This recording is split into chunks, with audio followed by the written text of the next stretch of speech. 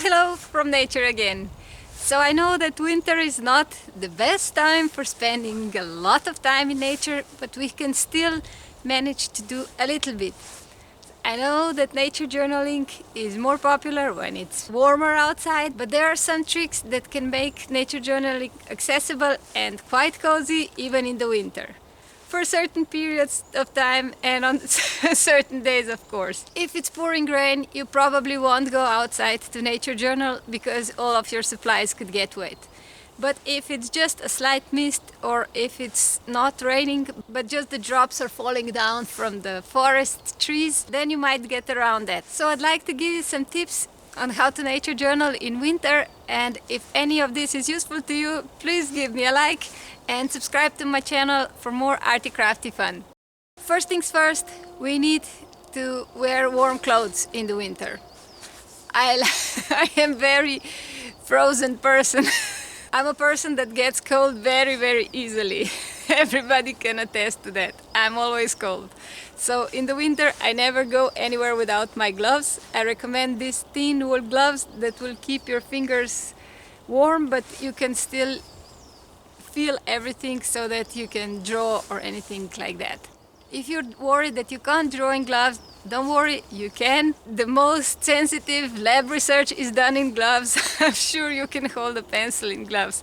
But if it's too uncomfortable for you, you can put one glove off and keep the other one that's just holding the sketchbook. And this will still work. Today is really warm, but if it was colder, you might want to have a scarf or a hat and some warm boots or something like that. But I'm sure you know how to dress yourself in the winter. Just keep in mind that if you'll be sitting somewhere for a long time, you want to have something long and warm on you. Now let's check what I've got in my bag, because here are my real tricks. By the way, this is an old diaper bag that unzips at the bottom, and you get this baby changing cover that I used to put my art supplies on so that they don't get wet, or when I'm drying my sketchbook or something like that. You can of course also sit on that, but for that I've got something better to show you. For sitting, I made myself this block. It's just a styrofoam block made from recycled styrofoam. Any kind of styrofoam would work, and I covered it with duct tapes everywhere all around. So it's waterproof and it's also scratch proof. I can just put it on the floor or onto a tree stump or anywhere I like. And then in the winter I even cover it with this. This is a piece of sheep fur that got torn from I don't know what. It was just left, and I use it like this. It's really cozy and warm, and a great way to recycle things that would otherwise not be useful anymore. But this way my butt is really cozy and warm.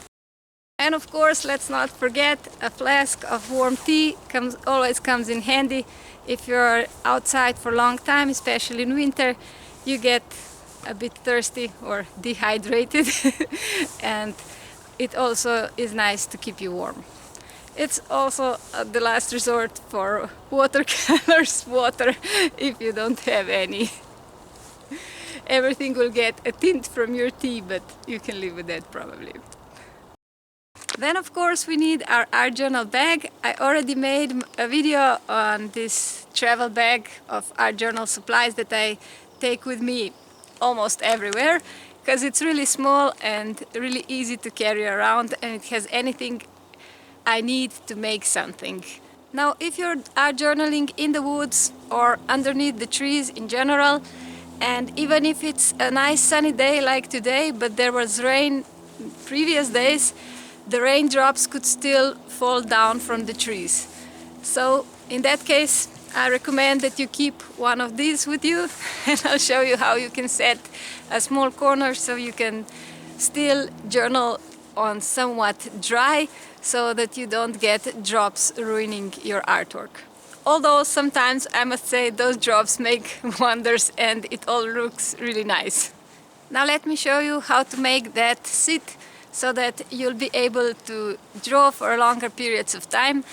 I made one of those for each of my kids and one for myself, so when we go out we can sketch or just sit on the floor if we really like to. Although I must say my kids usually just run around in the woods while I'm sketching. Which actually makes me very happy because that's what kids are supposed to do. And if they're still doing that now that they're teenagers, I'm just happy about it.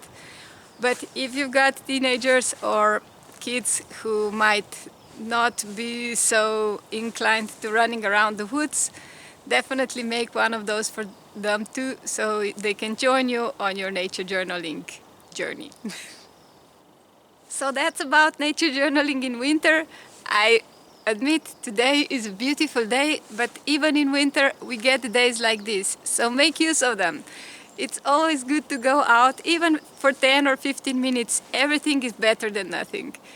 The science recommends that we are outside for 2 hours a day, each day, and I admit that that could be quite a challenging task with all of our extracurricular activities and the work and the kids and their activities. But if you can, just clip off a little bit of time, especially if you're lucky to live near the park or the forest or anything like that. We're lucky that we live in a small little city and parks are everywhere and forest is really near. This is 400 meters from my home. So this forest is 400 meters from my home, but now I had to climb up the hill because there's not a good spot for camera downstairs. So this is it for winter journaling, and I would really like to encourage you to use the nice days. There are some nice days in winter as well. You know, days like this when it's sunny and it's really nice to go out for just 10 minutes or 15 minutes. We can all take that long. And it really recharges us and it resets the whole day. I hope you got something from it. I got a lot more ideas for nature journaling and nature art in general. So please stick around and see you next week. Bye bye!